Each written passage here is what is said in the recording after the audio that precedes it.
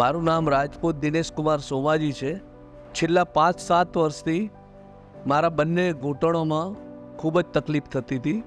મારા દીકરાએ મોબાઈલની અંદર સર્ચ કરીને જોયું તો બેન્કર સાહેબનો જાપાની ટેકનોલોજીથી ઓપરેશન કરવાની જે વાત હતી એ જોઈ અને એના અનુસંધાનમાં પછી અમે બેન્કર સાહેબની હોસ્પિટલે આવ્યા. અમે એક જાપાનીઝ ટેકનિક જેને જેનિકલ આર્ટરી એમ્બ્યુલેશન કહીએ છીએ, એનાથી દર્દીઓના ઘૂંટણના દુખાવાની સારવાર કરીએ છીએ.